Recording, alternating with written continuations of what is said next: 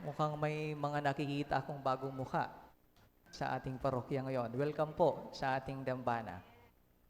Nasa harapan po natin ang ating mga kapatid na may mga sakit at isama po natin sila sa ating panalangin, na naway sila'y pagalingin ng ating Panginoon.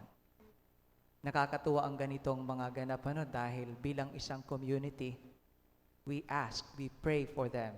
Marami pong nagdadasal sa inyo na mga may sakit na naway gumaling kayo. At hindi lang po kayo ang pinagdadasal namin. Lahat, kahit yung wala dito na may sakit, ay pinagdadasal din po natin na gumaling sila. Tamang-tama, ngayong araw ay kapistahan ng mahal na Birhen ng Lourdes. Kilala po ba ninyo si Lourdes? Yung Lourdes, hindi po ito tao, isang lugar po ito. At pag sinasabing mahal na Birhen ng Lourdes, this refers to Mama Mary. To Mama Mary.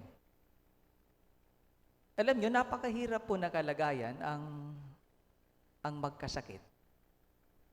Hindi madali.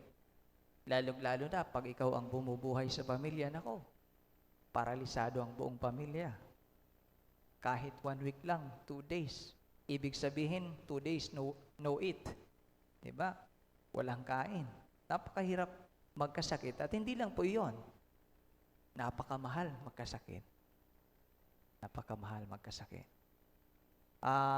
Ang naidudulot po ng sakit ay isang na negative na bagay ay hopelessness. Nade-depress po tayo. And I think yan mostly ang pumapatay sa atin, yung depression. Yung depression. Sa ating banal na kasulatan, maraming instances na kung saan pinagaling ni Jesus ang mga may sakit. At tayo ngayon, pinagdarasal natin itong ating mga kapatid na may sakit, lumalapit tayo, dumudulog sa Diyos na sila'y pagalingin. Alam nyo, ang Lourdes at Immaculada Concepcion ay konektado po. Konektado po. Kung inyong natatandaan, noong 1854, si mayroong Pope Pius IX, dineclare niya ang dogma ng Immaculada Concepcion, 1854. And 4 years after, nangyari sa Lourdes, na kung saan ang mahal na Birhen ay nagpakita kay Bernadette, at nung tinanong siya ni Bernadette, sino po ba kayo? Sabi ng mahal na Birhen, ako ang Birhen ng Immaculada Concepcion.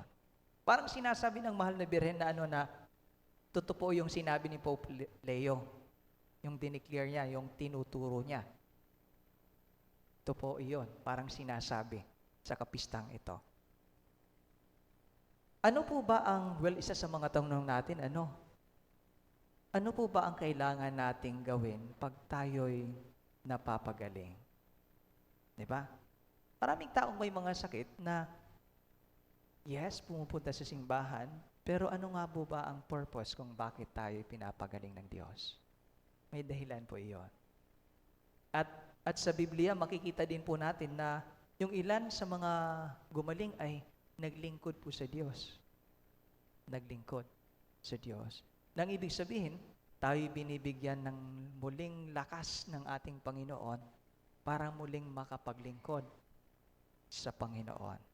And I think ito yung pinapaalala sa atin ni Santa Maria, ang mahal na Birhen ng Lourdes, na tayo, pag tayo'y gumaling, naway matuto tayong mag-alay ng buhay kagaya niya sa iba.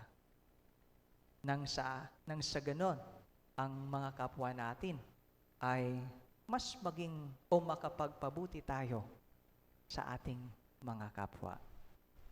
So para po sa ating mga kapatid na may sakit, there is always that hope na mapagaling. Believe in it. At nawa, pag gumaling po kayo, makapag-alay kayo ng panahon ninyo sa ating Panginoon.